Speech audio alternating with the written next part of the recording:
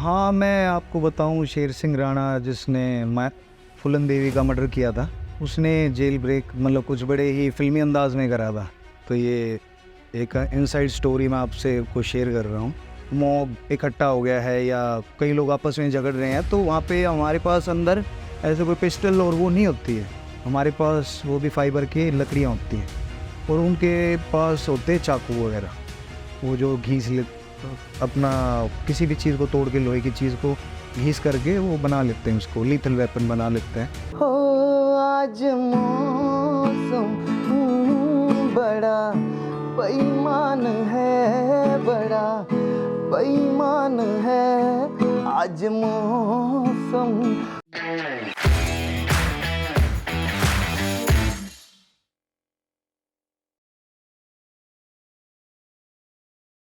नमस्कार दोस्तों, स्वागत है आपका हमारे साथ एक नए पॉडकास्ट में, जहां हमारे साथ मौजूद है मिस्टर सुशील डागर, जो तिहाड़ जेल के अंदर as a jailer assistant superintendent काम करते हैं और इससे पहले ये दिल्ली नारकोटिक्स ब्यूरो के अंदर एज अ सब इंस्पेक्टर भी काम कर चुके हैं। वो सिर्फ इतना ही नहीं, इन्होंने फिटनेस और बॉडी बिल्डिंग के अंदर भी काफ़ी मेडल्स जीत रखे हैं और इसके अलावा स्पोर्ट्स एक्टिविटीज़ में भी इन्होंने काफ़ी भाग लिया है और उसमें भी काफ़ी मेडल्स जीत रखे हैं और इन्होंने फैशन शो के अंदर भी काफ़ी काम कर रखा है। तो चलिए जुड़ते हैं मिस्टर सुशील डागर जी के साथ और कुछ बातें करते हैं उनके साथ तिहाड़ जेल के बारे में। तो सर कैसे हो आप? मैं बिल्कुल ठीक हूँ, आप लोग कैसे हैं? बिल्कुल बढ़िया है। सबसे पहले तो सर थैंक यू, आपने अपने हमें इतना क्रूशल टाइम दिया। Thank you for inviting me on your podcast. बिल्कुल सर। तो मतलब कैसा चल रहा है आजकल लाइफ? अच्छा चल रहा है काफ़ी, और इवन मैंने काफ़ी बिजी शेड्यूल से निकाल के एक ट्रिप प्लान करी है, तो डीजी साहब ने, थैंक यू उनका और मेरे ऑफिसर्स का, जिन्होंने मेरे को अलाउ करा बाहर जाने के लिए। तो I am planning trip to Dubai nowadays. अच्छा, तो मतलब आजकल लाइफ कैसी चल रही है? लाइफ मैं साथ साथ कुछ मॉडलिंग प्रोजेक्ट्स करता रहता हूँ, जो भी कुछ अच्छे डिज़ाइनर्स हैं या कुछ अच्छे। मैंने रिसेंटली दिल्ली टाइम्स में शो स्टॉपर रहा हूँ मैं, जिसमें सूफ़ी साहब रीडिज़ाइनर थे और दिल्ली टाइम्स ने वो ऑर्गेनाइज करा था द ग्रैंड वसंत कुंज में। एक्सपीरियंस कैसा रहा था वहाँ? बहुत अमेजिंग एक्सपीरियंस था, काफ़ी अच्छा शो रहा, सक्सेसफुल शो था, काफ़ी अच्छा। And as a commando life कैसे चल रही है आपकी? वो पुलिस वालों की जैसी चलती है, सबकी वैसा ही है, और थोड़ा रहता है, हेक्टिक शेड्यूल रहता है। उसके साथ साथ अपना डाइट मेंटेन करना और जिम को रेगुलर रखना, थोड़ा सा साथ में खुद ही मील प्रिपेयर करनी पड़ती है, थोड़ा सा करना पड़ता है, पर कर रहे हैं, अच्छा मज़ा आ रहा है, मेरा इंटरेस्ट है तो इसलिए उसको। हाँ, थोड़ा ये जैसे आपका बिजी शेड्यूल रहता है, तो इस चीज़ में जैसे आप बता रहे हो आपको जिम का भी शौक है, फिटनेस का भी शौक है, तो ये सब डाइट वगैरह मेंटेन कैसे करते हो? वही सुबह टाइम से उठना और सोने का रखना पड़ता है, और टाइमली डाइट प्रिपेयर सुबह जल्दी उठ के करनी पड़ती है। और इसमें मैं ओट्स खाता हूँ वन डे, ड्राई फ्रूट्स सुबह, और फ्रूट जूस हो गया सुबह उठते ही। उसके बाद मैं कभी फ़िश हो गया या चावल चिकन हो गया, ये सब मैं अपनी डाइट में रखता आप बता रहे हो कि आप जैसे आपकी पोस्टिंग जो होती है वो अब तो कभी सुबह हो जाती होगी, कभी रात में हो जाती होगी। हूँ। तो फिर उसको कैसे मेंटेन करते हैं आप, डाइट को या अपनी फिटनेस लाइफ को विद कमांडो के साथ? ये तो अब देखो करना पड़ता है, हमें ट्रेनिंग ही इसी बात की दी जाती है, हमारी काफ़ी रिगरस ट्रेनिंग होती है। इवन मैंने 2 ट्रेनिंग कर चुका हूँ। इससे पहले मैं सब इंस्पेक्टर था दिल्ली पुलिस में, उसके बाद मेरा नारकोटिक्स में इंस्पेक्टर के पद पे चयन हुआ था सेंट्रल ब्यूरो ऑफ नारकोटिक्स में, पर वो मैं ज्वाइन नहीं की, और इसके बाद मैं यहाँ पे आ गया तिहाड़ जेल में एज असिस्टेंट सुपरिटेंडेंट। अच्छा, तो ये जो जैसे तिहाड़ जेल में आप एज अ जेलर हैं, तो ये एज अ जेलर लाइफ कैसी है? लाइफ ठीक है, अच्छी है, सरकारी जॉब है बाहर से देखने के लिए, but on a serious note काफ़ी हमें टैक्टिक्स के साथ, और जो क्रिमिनल्स होते हैं उनको बड़े ही एक टैक्ट से हैंडल करना पड़ता है। अच्छा, उनको कभी काउंसलर का काम करना पड़ता है, कभी बाप का, कभी माँ का, कभी उनको हर चीज़ उनका हमारे ऊपर ही है, एक प्रकार से देखा जाए तो। वो जुडिशियल कस्टडी में है, and we are like as a jailer we have to see each and every part of their well being, चाहे उसमें मेडिकल हो, उनका खाना हो, कोर्ट प्रोडक्शन हो, उनका जो भी, या उनकी मुलाकात हो, या कोर्ट से कुछ भी उनका कम्युनिकेशन है, वो थ्रू जेल होता है, और वो सब देखना हमारा काम होता है। और किसी को कोई बीमारी है या कोई दिक्कत है, उसको मेडिकल फैसिलिटीज़ प्रोवाइड की जाती है। हमारे जेल में भी डिस्पेंसरी होती है, और उसके बाद हम बाहर भी रेफ़र करते हैं अगर कोई ज़्यादा मेजर रिक्वायरमेंट है। अच्छा, तो मैंने मतलब मैं जब आपकी मैं प्रोफाइल चेक कर रहा था तो मैंने देखा था आपको सिंगिंग का काफ़ी शौक है। हाँ, बचपन से। हाँ, तो मतलब जैसे सिंगिंग आपका जैसे पैशन रहा है, तो सिंगिंग के साथ साथ आप अपनी ये एज अ जेलर भी लाइफ एंजॉय कर रहे हैं।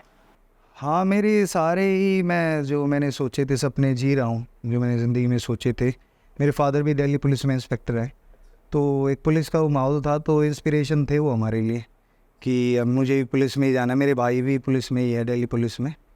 जैसे आपको सिंगिंग ज़्यादा पसंद होगी या फिटनेस फ्रीक होंगे, तो आपने मतलब ये ऐसा क्यों नहीं चुना कि मैं सिर्फ सिंगिंग में ही जाता हूँ या फिर पुलिस लाइन छोड़ के? ऐसा कभी सोचा आपने?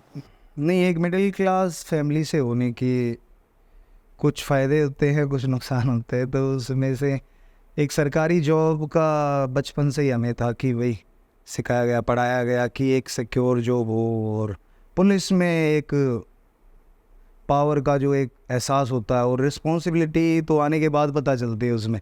बाहर से तो पावर दिखती है लोगों को, बट रिस्पॉन्सिबिलिटी कितनी है लोगों की, वो उसमें आप जब अंदर जाते हो तब ही आप उसको फील कर पाते हो। बाहर से लोग नहीं फील कर पाएंगे कि आपको कितना देखना पड़ता है, किन किन चीज़ों से आपको गुजरना पड़ता है। आपको हर चीज़ मतलब बड़े ही ध्यान से और तरीके से ही और लीगली करनी होती है। उसमें कुछ भी मतलब गलती के बहुत माइनर चांस की आपको छूट मिलती है, मतलब स्पेस नहीं होता है कुछ भी गलती करने का, तो बड़ा ध्यान से काम करना पड़ता है। अच्छा, तो मतलब जैसे मैं आप एज अ जेलर भी वर्क करते हैं, और ऐसा तो नहीं होता कि किसी की पर्सनल लाइफ में कोई इश्यूज़ ना हो, तो उस जॉब के साथ साथ अपनी एक पर्सनल लाइफ, फैमिली हो गई हमारी, उन सब चीज़ों को कैसे मेंटेन करके चलते हो? वो भी करना पड़ता है, जो अपना पार्ट है, माता पिता की सेवा है या जो भी हमारे काम है, हमारी फैमिली को जो भी ज़रूरत होती है, चाहे फाइनेंशियल है या कभी डॉक्टर को लेके जाना है या कुछ भी, वो तो देखो करना पड़ेगा ही आपको। आप भाग नहीं सकते अगर आप जिम्मेदार आदमी। तो मतलब जैसे मेरा ये था कि हाँ, आप अपनी एक सिंगिंग लाइफ भी इंजॉय करते हो, तो कभी मतलब आगे के लिए ऐसा सोचा है कि यार अब मौका मिला तो कभी शोज़ वगैरह करूँगा? हाँ, ऑब्वियसली अगर कुछ अच्छी अपॉर्चुनिटी आए, भगवान सुने कभी, तो अपनी ओर से जो हम काम कर सकते हैं, मेहनत कर सकते हैं। रियाज़ मैं काफ़ी करता हूँ, जैसे टाइम नहीं मिलता तो मैं उसको करता हूँ अपने ऑफिस से घर जाते वक्त, और घर से ऑफिस जाते वक्त जो टाइम मिलता है गाड़ी में, उसमें मैं रियाज़ करता हूँ। एक ऐप है, उसमें सा का और ओम का जाप करता हूँ मैं, तो उससे बड़ी मन को शांति मिलती है और मेरा रियाज़ हो जाता है। कभी ऐसा जेलर भी अंदर कैदियों को भी सुनाए हैं गाने? हाँ, मैंने परफॉर्म किया है 15 अगस्त पे, 26 जनवरी पे, मेरी रील्स में भी है। अच्छा, काफ़ी पसंद करते हैं वो इस चीज़ को। वो जेल मतलब मेरा रूप देख के, एक बॉडी देख के अलग रूप देखते हैं, फिर सिंगिंग के बाद उनको थोड़ा सा अलग लगता है कि भाई क्या पर्सनैलिटी, अलग है पर्सनैलिटी। मैं यही कहने वाला था, जैसे हम मूवीज़ वगैरह में देखते हैं या फिल्मों में देखते हैं, तो एक पुलिस वाले की इमेज बिल्कुल वैसे होती है जैसे तोंद लेके है, भागा नहीं जा रहा, बट आपको देख के बिल्कुल ही जैसे सिंघम टाइप वैसी फीलिंग आ रही है। Thank you for the kind compliment. बस ये है, सबका ये पर्सनल लाइफ है, कौन क्या चूज़ करता है। अब मैं औरों को बारे में तो क्या, किसकी क्या प्रॉब्लम है, हेल्थ प्रॉब्लम है, फैमिली प्रॉब्लम है, या टाइम इशू है, या खाने की गलत आदत है, तो उसका तो वो जानते हैं। बट जैसा हमें संस्कार मिले हैं, और जो मेरा खुद का भी पर्सनल एक्सपीरियंस है, मैंने हमेशा यही इमेजिन करा खुद को कि एक अच्छी बॉडी हो और पुलिस की वर्दी हो, तो वो लाइफ मैं अभी अपनी जी रहा हूँ। इससे पहले तो पढ़ाई कर ही रहे थे, फिर मैं यूपीएससी की भी काफ़ी साल प्रिपरेशन करी, तो उसके बाद फिर मैं इधर। हाँ, आप मैंने देखा था, आप बता रहे थे आपने यूपीएससी भी क्लियर कर रखा है। हाँ, मैं सीडीएस में सिलेक्शन हुआ था मेरा, तो उसके बाद फाइनल सिलेक्शन मतलब बिकॉज ऑफ टैटू की वजह से, तो उसमें वो अलाउड नहीं होता है आर्मी में, फेशियल क्राइटेरिया है, तो वो टैटू की वजह से मेरे को नहीं उसमें एसएसबी आउट कर दिया। अच्छा, तो मतलब जब उस टाइम पे आप एज अ स्टूडेंट थे, तो उस टाइम पे मतलब था कि हाँ मैं पुलिस में जाऊँगा, तो एज अ जेलर कभी सोचा था? जेलर का ऐसा नहीं सोचा था, ये देखो भगवान एकदम से नहीं सारे अपने पत्ते खोल देता है, तो ये सारे सस्पेंस है ज़िंदगी के। और जब आप पहुंचते हो वहाँ पे, ये ही ज़िंदगी आई थिंक जीने का मज़ा है कि आपको पता नहीं है। बट हाँ, ये था यूनिफॉर्म सर्विस, तो मेरे को बचपन से ही एक रिस्पेक्ट थी और उसमें जाना भी था मुझे।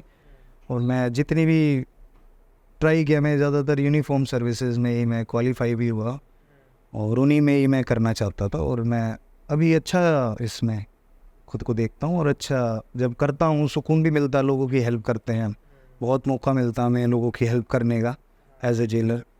कोई जेल में आकर कोई खुश तो होता नहीं है, सब डिप्रेशन में ही रहते हैं, तो उनकी काउंसलिंग करना, उनसे पूछना कि भाई आप ठीक है नहीं है, कोई हेल्थ प्रॉब्लम है, तो उनकी हेल्प करते तो वो भी दिल से दुआ निकालते, तो अच्छा लगता है, फिर फ़ख्र होता है कि हाँ भाई हम यूनिफॉर्म के साथ न्याय कर रहे हैं। अच्छा, जैसे आप जेल में एज अ जेलर जितने भी क्रिमिनल्स रहते हैं, आप उनके साथ एक टाइम स्पेंड करते हो मोस्टली, जब आप उनसे इंटरेक्शन करते हो, तो कभी उनसे बात करके, इतना आपको सालों का एक्सपीरियंस है, तो एक आपको उनकी एक मेंटेलिटी पता चली होगी कि मतलब किस दौर से गुजरते हैं वो? देखो एक क्रिमिनल जो बनता है बंदा, वो कहीं ना कहीं समाज में से ही निकलता है और वो सबकी स्टार्टिंग तो सेम ही होती है, तो उनका माहौल कैसा है परिवार का, उनके बड़े कैसे संस्कार दे रहे हैं, और फिर आसपास का माहौल और उनका खुद का भी कई बार इम्पैक्ट डालता है चीज़ों पे। और क्रिमिनल ज़्यादातर जो मैंने देखा है, झूठ बहुत बोलते हैं वे, मतलब उनको यही है कि उठते ही झूठ बोलना और सोने से पहले झूठ बोलना है, तो झूठ का बहुत ज़्यादा एक मतलब ये है। तो हम ट्राई करते हैं थ्रू काउंसलिंग, प्रेयर्स भी होती हैं सुबह शाम, और प्रीचर्स होते हैं, काउंसलर भी की भी भर्ती तिहाड़ प्रशासन ने करी है, दिल्ली गवर्नमेंट ने काउंसलर्स की पोस्ट आई है और काफ़ी अच्छा काम कर रहे हैं वो लोग, उसका इम्पैक्ट भी देखने को मिल रहा है। तो इस तरीके से हम करते हैं।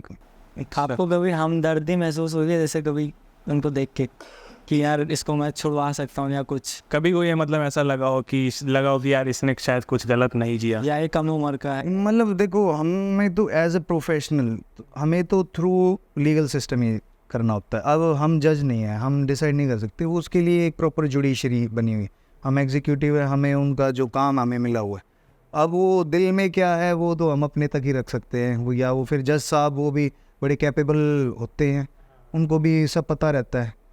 तो न्याय तो होता ही लास्ट में, भगवान के घर में देर अंधेर नहीं है, न्याय होता है। जो निर्दोष होता है ज़्यादातर वो छूट जाता है। कई बार गलत केस में भी ऐसा देखा गया है, एक्सपीरियंस है कि भाई कई को ऐसे फैमिली रंजिश या आपसी रंजिश में एक दूसरे पे केस वेस कर देते कई बार लोग ऊपर। चलो अब क्या कर सकते हैं इसमें, तो हम तो अपना जो देखना है हमें काम करना है उस पर ही फोकस रहता है हमारा।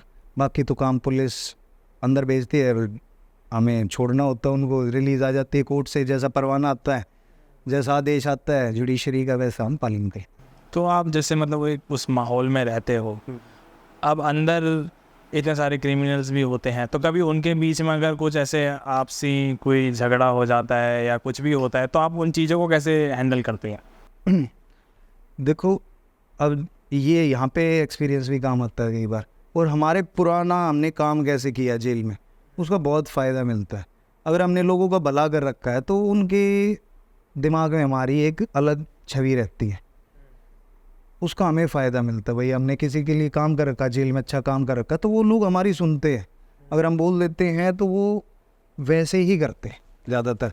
और जो नहीं मानते हैं उनके लिए अभी तिहाड़ प्रशासन ने QRT क्विक रिस्पॉन्स टीम तैनात करी है हर जेल में, CRPF की, TSP की। तो कुछ ऐसी आपत्तिजनक और संवेदनशील कोई सिचुएशन होती है तो क्विक रिस्पॉन्स टीम काम करती है। और बैटन्स, जो इलेक्ट्रिक बैटन्स जिससे करंट शॉक लगता है, वो इंट्रोड्यूस हुई हैं अभी अभी हमारे जिलों में। पेपर स्प्रे हुआ है कि भाई कोई मॉब इकट्ठा हो गया है या कई लोग आपस में झगड़ रहे हैं, तो वहाँ पे हमारे पास अंदर ऐसे कोई पिस्टल और वो नहीं होती है, हमारे पास वो भी फाइबर की लकड़ियाँ होती हैं, और उनके पास होते चाकू वगैरह, किसी भी चीज़ को तोड़ के, लोहे की चीज़ को घीस करके वो बना लेते हैं, उसको लीथल वेपन बना लेते हैं, उसका फिर तोड़ के लिए ये चीज़ें। और पहले भी भाई घायल भी हुए हैं हमारे कई साथी उनको छुड़ाने के चक्कर में, और हमारा पूरा 100% यही ट्राई रहता है कि कोई कभी भी ऐसी सिचुएशन हो तो हमारे पास अलार्म का भी एक सिस्टम रहता है कि भाई हम वहाँ पे ऐसी इमरजेंसी सिचुएशन में अलार्म का यूज़ करते हैं, तो बाहर से पूरी टीम आती है, वेपन्स वगैरह भी होते हैं पर वो बाहर रहते हैं जेल के। अगर कोई जेल तोड़ने का ऐसा अगर कोई मोब आ जाए, मतलब काफ़ी सारे लोग जेल तोड़ने की कोशिश करें, तो वेपन्स के साथ हमें डील करना रहता है। और हमारे टावर्स, वॉच टावर्स रहते हैं, वो भी इसी चीज़ के लिए होते हैं कि जेल की सुरक्षा के लिए। तो आपको वो इस चीज़ का राइट्स है, जैसे आप बता रहे हो कि इतने तरह के आपने डंडे वगैरह बताए, तो आपको इन चीज़ का राइट्स होता है या आपको किसी से परमिशन लेनी पड़ती है? इसमें इमरजेंसी सिचुएशन में हमें मिनिमम फोर्स का यूज़ करने का प्रावधान है। मिनिमम फोर्स कि भाई अगले को कम से कम नुकसान हो और वो सिचुएशन में वे अलग अलग हो जाए, लड़ाई की स्थिति ख़त्म हो जाए, हम जब ही यूज़ करते हैं। उसके अलावा उन पे कोई ऐसा प्रहार नहीं करते कि जिनसे उनको दिक्कत हो।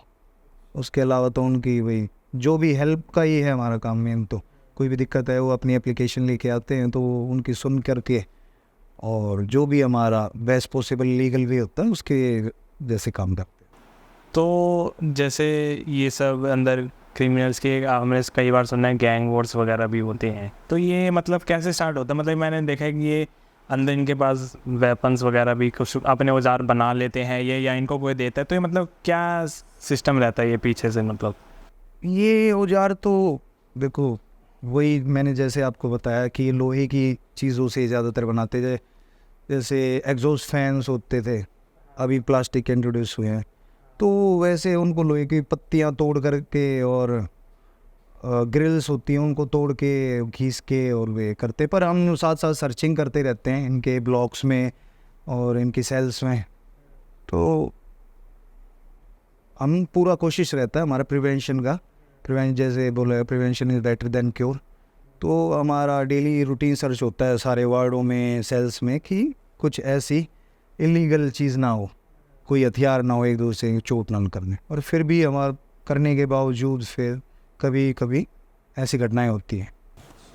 तो हम जैसे मूवियों में देखते हैं या हम सुनते हैं, लोग वहाँ पर जो जेल में होते हैं वो फ़ोन वगैरह का यूज़ कर लेते हैं, तो ये पॉसिबल है या उनको कौन प्रोवाइड कर रहा है वो फ़ोन? इनको देखो कई तरीके से होता है ये। कई बार जेल में थ्रोइंग भी होती है बाहर से, तो पैकेट बना के बाहर से थ्रोइंग कर देते हैं अंदर जेल में। जैसे ओपन होती है ऊपर से, तो उसको प्रिवेंट करने के लिए जाल होता है, जैसे 50-50 मीटर ऊंचे वो जाली लगाई है, और वार्ड के ऊपर जालियां लगाई हैं जिससे अंदर ना जाए, जालियों पे ही रह जाए। और जेल के बाहर भी सीआरपीएफ को तैनात किया गया है कि कोई बाहर से कोई ऐसी चीज़ें ना अंदर फेंक दे। उसके अलावा अगर कोई ऐसा करता मिलता है तो उसके खिलाफ अनुशासन डिसिप्लिनरी एक्शन लिया जाता है। तो ये मतलब इनके बीच मतलब ये अंदर जो वॉर्स होती हैं ये मतलब वो क्यों अंदर रहकर भी क्यों होती है? क्या इनको मतलब क्या बाहर से भी कोई मैसेज भेजता है क्या, या आपसी दुश्मनी है ये पहले? आपसे दुश्मनी होती है और इनके अल्टीरियर मोटिव होते हैं, वो तो अंदर किसके क्या चल रहा है किसी को नहीं। बाहर भी होते हैं जैसे लोग, अंदर तो इनको अलग अलग हमारी पूरी कोशिश रहती है जो एंटी गैंग होते हैं, जो अलग अलग गैंग के लोग होते हैं, उनको अलग अलग रखा जाए और एक टाइम पे उनको कोर्ट में भी ना भेजा जाए। अलग अलग खारजे भी होते हैं और इनकी स्पेशल सिक्योरिटी रखी जाती है। स्पेशल सिक्योरिटी हमारे पास वार्ड भी हैं जिसमें अतिरिक्त सुरक्षा रखी जाती है इनको कि ऐसा काम हो। तो मतलब देखे लोग तो हमेशा दो तरह के होते हैं, अच्छे भी होते हैं और बुरे भी होते हैं। तो क्रिमिनल्स भी ऐसे होते होंगे, अच्छे भी होते होंगे और बुरे भी होते होंगे। तो अच्छे जो होते हैं उनके लिए भी कुछ होता है अंदर? हाँ, उनके लिए होता है हमारे पास। जैसे जिनको कैद हो जाते हैं, एक तो नॉर्मल आदमी आता है वो एज ए अंडर ट्रायल आता है, उसका ट्रायल चलता है। जब तक उसको सज़ा नहीं होती है तो उसको वो नहीं मानते, क्रिमिनल नहीं मानता है अपना इंडियन लीगल सिस्टम। जिसको जज साहब जब सज़ा सुना देते हैं उसके बाद उसको कैद काटनी होती है, अपनी सज़ा पूरी करनी होती है। किसी को 5 साल 10 साल या लाइफ वालों को 14 साल के बाद एसआरबी बोर्ड में भेजा जाता है। तो वहाँ से उस हिसाब से अपना करते हैं। अगर उनका कंडक्ट अच्छा रहता है तो उनको रिमिशन मिलती है, स्पेशल रिमिशन मिलती है, अच्छा काम करने की अलग मिलती है, और इनको अच्छा बिहेवियर की अलग रिमिशन मिलती है, 3 दिन उसके मिलते हैं। और ओवरऑल उनका पूरे साल का AGCR होती है, एनुअल गुड कंडक्ट, अगर इनका रहता है तो उसमें 30 दिन की उनको रिमिशन दी जाती है, मान उनकी सज़ा में से वो घटा देते हैं वो दिन हम।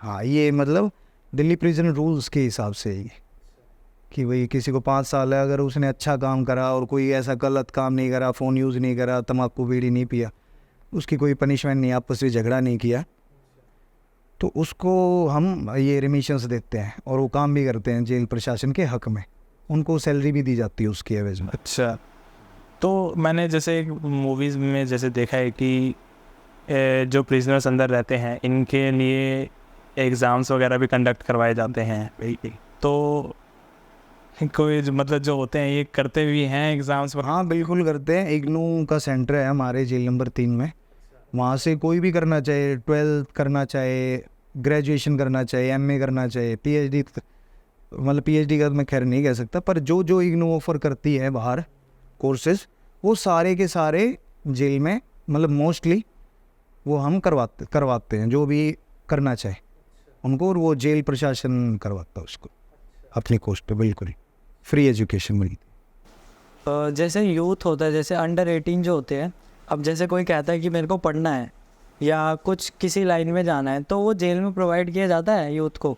18 साल से नीचे का जुवेनाइल अलग से उनके होते हैं जेल, उनको जेल में नहीं भेजा जाता। 8 से 21 साल वालों को अलग जेल होती है उनकी, वो होते हैं खैर, वो एज क्रिमिनली ट्रीट होते हैं, पर जो नीचे के होते हैं जुवेनाइल्स बोलते हैं 18 साल से नीचे वालों को, उनको रिफॉर्मेशन होम्स होते हैं, जैसे अपना मजनू का टीला में एक, तो 18 साल वालों को वहाँ पे भेजते हैं। पर अपना जुवेनाइल जस्टिस बोर्ड बनाया है भारत सरकार ने आफ्टर निर्भया केस के बाद, तो उसमें जो 16 साल और 18 साल के बीच में अगर किसी ने बहुत हीनियस क्राइम किया हो तो जुवेनाइल जस्टिस बोर्ड में जाते हैं, तो वो डिसाइड करते हैं, that is another part of वो डिसीजन।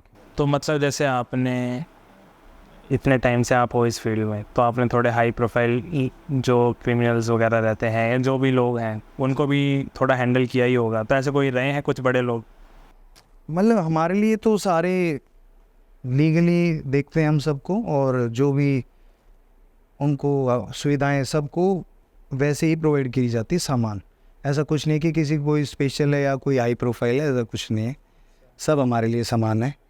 और जो भी लीगली उनको प्रोवाइड किया जा सकता है या कोर्ट के आदेश पे जो जो उनको सुविधाएं बोला गया वो हम उनको प्रोवाइड करते हैं। जो बाकी कैंटीन फैसिलिटी होती है अंदर, जो उसमें लिमिट है 7,000 रुपये की, 6,000 रुपये की, जो जिसका जितना बजट है 6-7 हज़ार से ऊपर नहीं करते, तो वो कैंटीन से अपना उतना 1 महीने का अपना खरीद सकते हैं, घर वाले डाल देते हैं, मुलाकात करते हैं और वो अपना खरीदते हैं। अच्छा, तो जैसे ये फैमिलीज़ वगैरह जैसे मिलने आती हैं, तो कभी ये इस चीज़ की भी डिमांड करते होंगे कि हम खाना भिजवा देंगे इनके लिए, ऐसा भी हुआ कभी? नहीं, खाना पहले जाता था, फिर कुछ मिसक्रिएंट्स ने कुछ गलत करा, उसमें कोई मटन या कुछ गलत चीज़ें, फ़ोन आ रहा है जैसे खाने में, कुछ गलत चीज़ें करी, उसकी वजह से प्रशासन ने धीरे धीरे वो सुविधा स्टॉप कर दिया। अभी बाहर से अलाउड नहीं है बिल्कुल खाना, जेल में ही बनता है, जेल के लंगर में खाना बनता है हमारा, कैदी भाई बनाते हैं उसको, और वही सब अच्छा खाना बनता है, बहुत अच्छी क्वालिटी होती है, बहुत अच्छा खाना बनता है।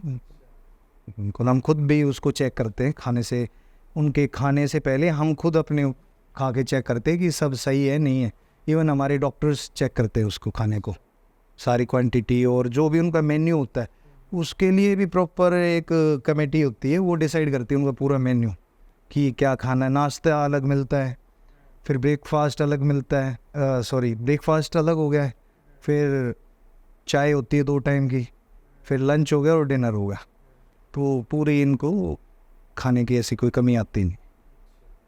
और किसी को स्पेशल डाइट हो तो डॉक्टर रिकमेंड करते हैं उनको, कोई किसी को अंडे चाहिए हैं या कुछ ऐसा कुछ चाहिए, तो उनकी आवश्यकताओं के हिसाब से रिकमेंड किया जाता है डॉक्टर के हिसाब, और तो वो हम प्रोवाइड करवाते हैं उनको अपने को।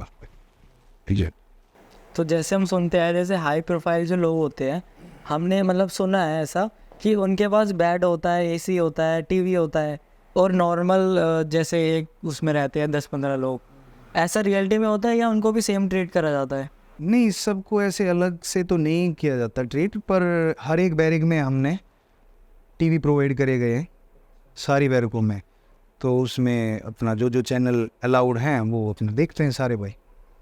और अलग से ऐसी स्पेशल सुविधाएं किसी को नहीं दी जाती कि भाई अलग से किसी को बेड भी वो मेडिकल कंडीशंस पे ही दिया जाता है, ऐसे नहीं दिया जाता कि इसको स्पेशल ट्रीटमेंट इसको दे देते बेड उसको नहीं देते, या कोई बुज़ुर्ग है या किसी medical conditions is the base for bed, उसके अलावा नहीं दिया जाता। अच्छा तो सर मतलब ऐसे भी कोई इंसिडेंट्स रहे हैं कभी, किसी क्रिमिनल हो गए, कोई कुछ हो गया अंदर से, उन्होंने भागने का कभी ट्राई किया हो? हाँ, कुछ ऐसे इंसिडेंट्स हुए हैं पास्ट में कि जेल ब्रेक हुआ है किन्हीं वजहों से। कोई स्टोरीज की रही है?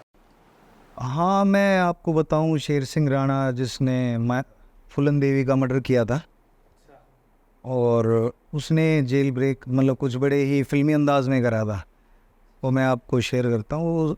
उसमें क्या हो, उसके कुछ साथी नकली पुलिस बन के आए। उस दिन उसकी कोर्ट प्रोडक्शन थी, मतलब उसको किसी दूसरे स्टेट में प्रोड्यूस करना था जेल में, तो उस स्टेट की पुलिस बन के वो आए और पूरा वही वर्दी और वैसी ही जिप्सी वगैरह जेल की वैन ले गए और पूरे कॉन्फिडेंस में उन्होंने वो दिखाया कि इस दिन भाई इसको लेके जाना है हमें, नकली आई कार्ड सब दे के दिखा के उन्होंने फिर वो उसको ले गए।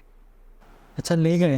हाँ, और फिर उसके बाद असली पुलिस आती है कि भाई अब हमें प्रोड्यूस, जैसे हमारे यहाँ दिल्ली पुलिस प्रोड्यूस करती है किसी भी स्टेट में आपको प्रोड्यूस करना हो, तो उसके लिए अभी हम क्या है, पूरी उनका कंट्रोल रूम होता है, तो हम पूरी गार्ड बोलते हैं, गार्ड को वेरीफाई करते हैं कि भाई ये आपके यहीं से है, इनका बेल्ट नंबर कितना है, सारी चीज़ वेरीफाई करते हैं जो भी उनको लेने के लिए आते हैं। तो पहले उस टाइम पे शायद ये नहीं था, मैं उस टाइम काफ़ी पुरानी बात है ये, कम से कम 15 साल पुरानी, 15-20 साल। आप गूगल पे भी चेक करोगे, वहाँ पे भी ये अवेलेबल है। तो उसमें काफ़ी इंक्वायरी वगैरह हुई और लास्ट में उसको नेपाल से पकड़ा। इवन जिन्होंने पकड़ा, मैं पहले सब इंस्पेक्टर था, तो जिन्होंने पकड़ा उन्होंने भी उसकी कैसे पकड़ा वो भी कहानी उन्होंने मेरे को बताई। मतलब मेरे को क्या, पूरे क्लासरूम में वो एज अ टीचर जो हमें दिल्ली पुलिस में क्लास देते हैं लॉ की, तो उन्होंने बताया किस्सा कि इसको बांग्लादेश से पकड़ा था उन्होंने। मेरे को एग्जैक्टली पूरी कहानी तो नहीं ध्यान है, बट मैं कुछ आपको बता सकता हूँ कि इसको पकड़ा कैसे। स्पेशल सेल और ये क्राइम ब्रांच, पूरी दिल्ली पुलिस प्रशासन सब उनके पीछे था शेर सिंह राणा को पकड़ने, क्योंकि इतना जिस टाइम मर्डर किया फूलन देवी एमपी भी रह चुकी थी, तो उसको दिल्ली में दिन दहाड़े ऐसे मार दिया गया था। तो एक बहुत काफ़ी हाईलाइटेड केस था वो दिल्ली में। तो जब वो जेल ब्रेक करा तो वो बांग्लादेश में से उसको पकड़ा गया था। तो ये एक इनसाइड स्टोरी मैं आपसे को शेयर कर रहा हूँ। मैं काफ़ी डिटेल्स तो खैर नहीं बता सकता, क्योंकि पुलिस का अपना एक तरीका होता है और सारी चीज़ें फिर तरीके प्रूफ भी करनी रहती है। तो मैं आपको एक बता देता हूँ मोटा मोटा कैसे क्लू मिला पुलिस को, जिससे कि आपको और आपके दर्शकों को पता चल सके कि हमारी दिल्ली पुलिस कितनी मेहनत करती है क्रिमिनलों को पकड़ने में, कितना टाइम लगता है, कितना समय, एनर्जी और दिमाग लगता है इनको पकड़ने में। उस टाइम पे सारी सर्विलेंस हर बॉर्डर पे हमारी दिल्ली पुलिस की पूरा सर्विलेंस पे था कि भाई इसको पकड़ना है जल्दी से जल्दी, क्योंकि जेल ब्रेक करा है और इतना बड़ा उसने कांड कर रखा है। तो एक इज्जत का कहीं ना कहीं दिल्ली पुलिस को और जेल प्रशासन का मैटर बन गया था ये। तो क्लू ऐसे मिला कि बांग्लादेश में इन बंगाल से एक हिंदी का न्यूज़पेपर जा रहा है, तो बंदा कभी कभी मतलब एक तो वो क्लू मिला, और वो बांग्लादेश से इंडिया आता था फ़ोन करने के लिए, फिर वापस बांग्लादेश में चला जाता था। मतलब अच्छे से ध्यान नहीं, बट हाँ यही था कि भाई उसको फिर इन क्लूओं से दिल्ली पुलिस ने उसको फिर धर दबोचा था। और काफ़ी लंबा मशक्क़त के बाद कि भाई उसने खुद को ऐसे बेस भी बदल रखा है और सारी चीज़ें, दिल्ली पुलिस ने ऐसी ऐसी छोटी छोटी बारीक चीज़ों से सर्विलेंस करके उसको फिर पकड़ा था। फिर दोबारा जेल में पूरी अपनी सज़ा कंप्लीट करके शेर सिंह राणा फिर पूरी कंप्लीट करके, मतलब भारतीय संविधान के हिसाब से और जुडिशरी के हिसाब से उसने मतलब लास्ट में पूरी सज़ा कटवा के ही उसको बाहर रिहा करा गया। अच्छा, जिस दिन वो रिहा हुआ उसी टाइम मेरी ज्वाइनिंग थी, जेल नंबर 4 से उसको रिहा करा गया था। तो मैं 2016 में फरवरी में ही मैं आया था, शायद मार्च में 2016 मार्च अप्रैल में उसको रिहाई हुई। ये कनेक्टिंग था, इसलिए मैं मेरी नई नई ज्वाइनिंग थी, इसलिए मेरे को ध्यान है उसका किस्सा कि भाई ये शेर सिंह राणा था और मेरी जेल में ही था वो इवन। अच्छा। तो और भी कोई बड़े ऐसे गैंगस्टर्स वगैरह आपके अंडर रहे हैं? हाँ, मतलब न्यायिक अभिरक्षा में रहे हैं जहाँ पे मेरी ड्यूटी थी। काफ़ी सारे, मतलब जितने भी आप बोलो कि भाई तिहाड़ जेल में तो सारे काफ़ी, मतलब जो भी रहते ही हैं।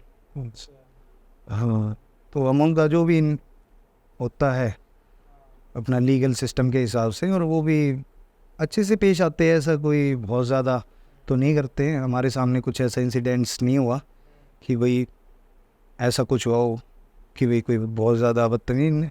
ये भी कहीं ना कहीं एक इज़्ज़त का भूखा होता है इंसान, चाहे वो कोई बदमाश हो या कोई पुलिस वाला हो, सबको इज़्ज़त प्यारी होती है। अगर आप सब इज़्ज़त दोगे तो बदले में इज़्ज़त ही देगा, चाहे वो बदमाश भी क्यों ना हो, चाहे कोई पुलिस वाला भी। आप रोड पे देखो, कहीं पे भी देखोगे, सब एक इंसान सिर्फ प्यार का भूखा होता है। प्यार से आप बोल दो तो आपको अच्छे से, चाहे वो वर्दी वाला हो, चाहे वो बंदूक वाला कोई बदमाश हो।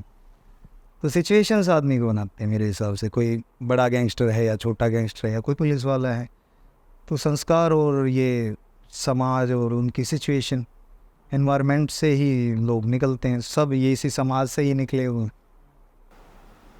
सर एक बात बताइए, जैसे कोई छोटा मोटा केस करके जेल में आया है और कोई बड़े नाम से आया है, या उसने कोई जैसे रेप केस करा है या मर्डर केस करा है, तो पुलिस के थ्रू दोनों को मतलब समान होता है या उनके साथ अलग ट्रीटमेंट होती है? नहीं, देखो, केस टू केस वेरी करता है। अगर कोई बंदा किसी गैंग से रिलेटेड है तो हमें वो चीज़ें देखनी पड़ती है कि भाई ये जो इसका एंटी गैंग है उसके पास इसको नहीं रखना है कि उस पर हमला ना हो जाए। और कोई नॉर्मल तो भाई सब के लिए वो है ही, पर कुछ प्रिकॉशंस हमें एज अ जेल एडमिनिस्ट्रेशन रखनी पड़ती है और नॉर्मल रूटीन कार्रवाई है हमारी। तो जो आप जैसे आपने अभी ये शेर सिंह राणा वाला इंसिडेंट्स बताया, तो कभी किसी ने दोबारा कुछ दोहराने की कोशिश करी है ऐसा? उसके बाद भी एक और इंसिडेंस हुआ था, कुछ सेंधमार 2 लड़के थे और 7 नंबर जेल का इंसिडेंस था। जेल तिहाड़ जेल में ही 7 नंबर जेल है, 9 जेल हैं तिहाड़ में। वहाँ से 2 लड़के फरार हुए थे, वे सेंधमार थे। वो एक्सपर्टाइज थे दीवार में छेद करने के, क्योंकि किसी भी जगह पे अगर चोरी और डकैती के लिए जाते तो वो सेंध करके जाते थे, उनको सेंधमार बोला जाता, जो दीवार में छेद करके निकल जाते।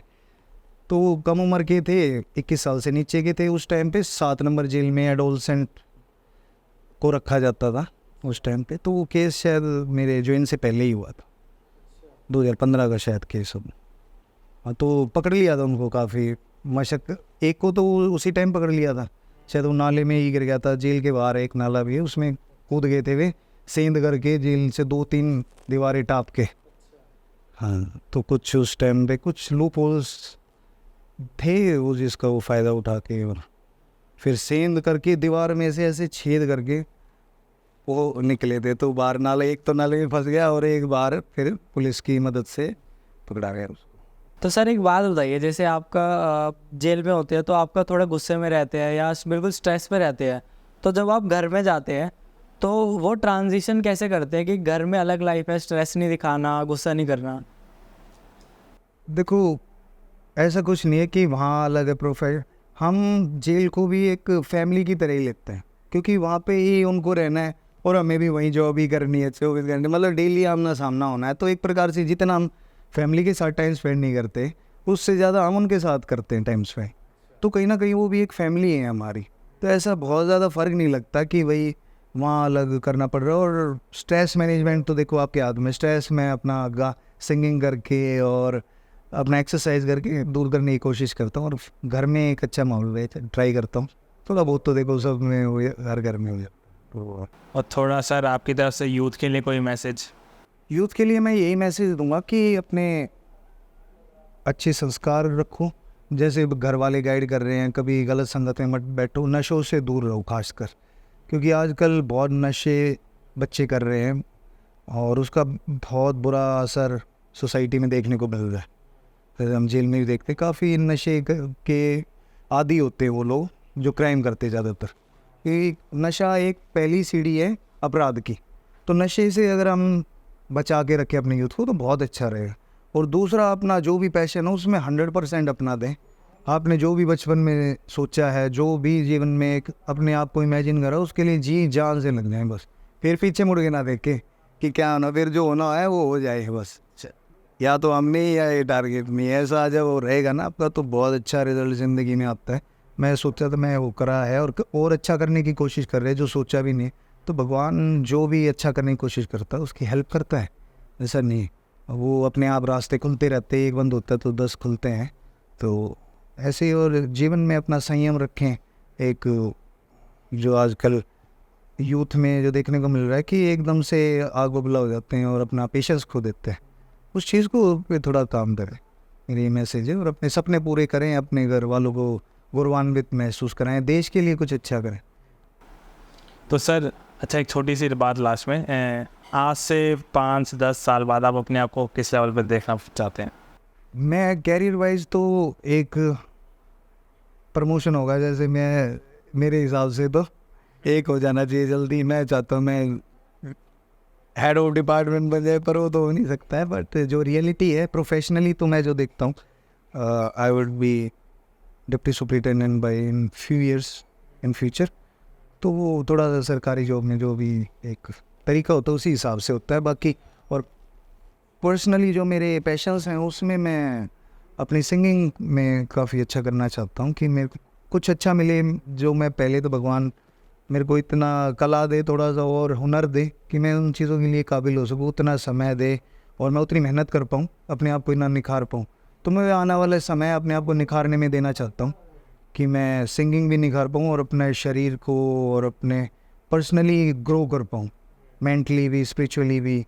तो मैं उन चीज़ों में आगे बढ़ने का कोशिश करूँगा कि मैं एक बेटर और ज़्यादा अच्छा इंसान बन सकूँ।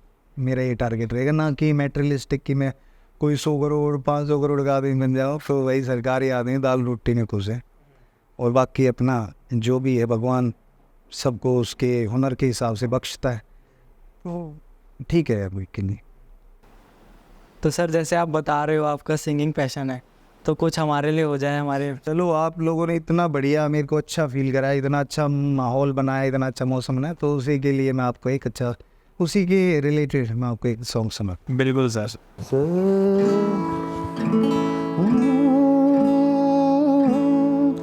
हो आज मौसम बड़ा बेईमान है, बड़ा बेईमान है आज मौसम। ओ आने वाला कोई तूफान है, कोई तूफान है आज मौसम। है मेरे यार ऐ हुस्न वाले, हो दिल किया मैंने तेरे हवाले। तेरी मर्जी पे अब बात ठहरी, हो जीने दे चाहे तू मार डाले। ओ तेरे हाथों में अब मेरी जान है। आज मौसम बड़ा बेईमान है आज मौसम, हो आज मौसम। Thank you. ये नंबर सर, मज़ा आ गया बिल्कुल। पूरा मौसम बैठ गया। तो और सर ऐसे ही आपके गाने आई होप हमें आगे फ्यूचर में सुनने को मिले, कभी किसी मूवी में सुनने को मिले। देखो क्या होता है। हाँ, और सर बहुत बहुत थैंक यू। हाँ, बहुत बहुत थैंक यू। आपका भी धन्यवाद मुझे बुलाने के लिए। आई होप फिर फ्यूचर में हम आपके साथ दोबारा जरूर हाँ, जुड़ेंगे और किसी विषय पे दोबारा जरूर बातें करेंगे। ठीक है, thank you, nice meeting you brother. जय